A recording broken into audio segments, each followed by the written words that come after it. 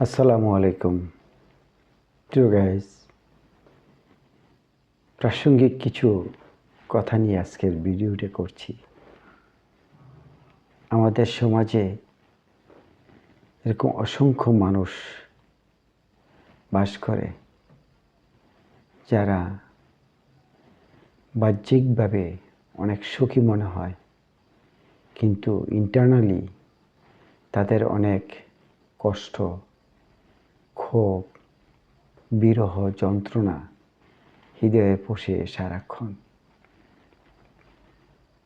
প্রকাশ করার মতো সিচুয়েশান থাকে না সামাজিকভাবে। তেমন কিছু তথ্য নিয়ে আজকের ভিডিওটা। বলুন তো, আমাদের সমাজে সব মানুষ কি সুখী? মানুষের জীবনে পরিপূর্ণ সুখ কি হয়? না, কোনো না কোনো একটা অভাব তো থাকেই।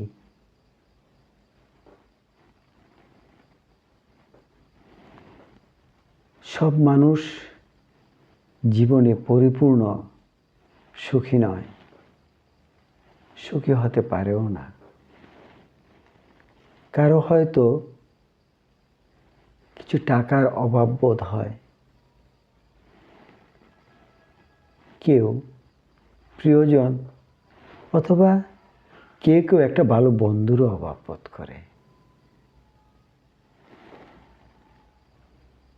কেউ কেউ আবার দাম্পত্য জীবনে কষ্ট বোধ করে, কলহ, দ্বন্দ্ব,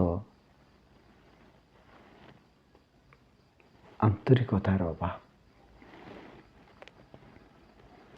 আপনজনের অভাবটাও অনেকের মাঝে থাকে।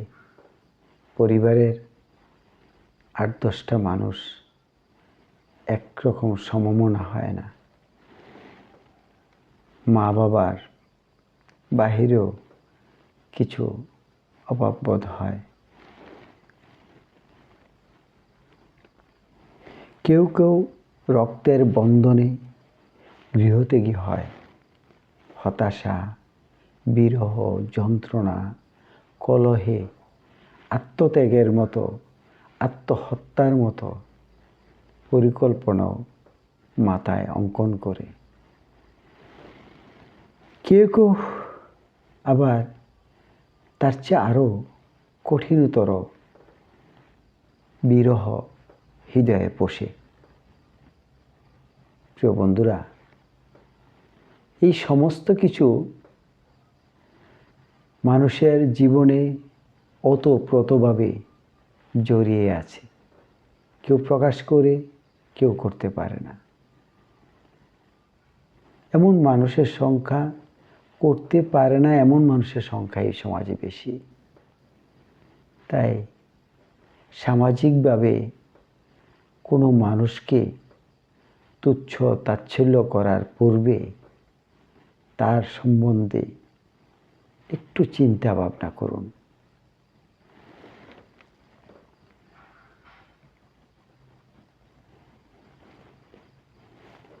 কিছু মানুষ দেখবেন চলার পথে অন্যমনস্কতা সৃষ্টি হয়, তার চেহারায় ভেসে ওঠে ভিতরের কষ্টটা। সেই অন্যমনস্কতা সৃষ্টি হয় অভাববোধ থেকে।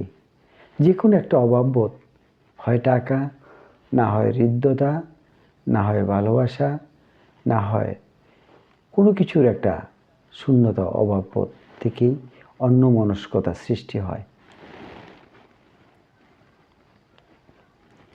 তাই এসব মানুষদেরকে চিনে চিনে তাদের প্রতি সেরকম সহানুভূতি আচরণ করবে আমাদের সমাজের সকল মানুষের প্রতি একটা আমার চিন্তা থেকে বললাম।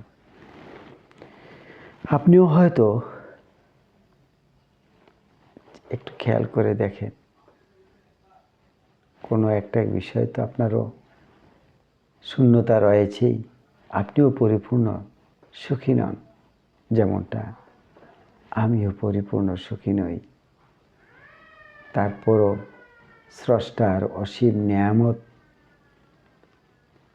আমরা যারা সুখে আছি, সুস্থ আছি, হাত পা চোখ মুখ নাক কান সব কিছু ঠিক আছে, আমরা এক প্রকার সুখী মানুষ। এই জন্য সৃষ্টিকর্তার কাছে শুকরিয়া আদায় করতে হবে। আলহামদুলিল্লাহ, অসংখ্য মানুষ সমাজে বাস করে, হাসপাতালে আছে, পথে ঘাটে ভিক্ষে করে শুয়ে আছে, ঘরবারহীন, হাত পাহীন। তাদের দিকে তাকাই। শীতকাল আসছে, এইসব গৃহহীন মানুষদের পাশে দাঁড়াই। আল্লাহ আমাদের সবাইকে এমন সুন্দর মহৎ কাজগুলি করার মতো তৌফিক দান করুন। আমিন। আল্লাহ হাফেজ।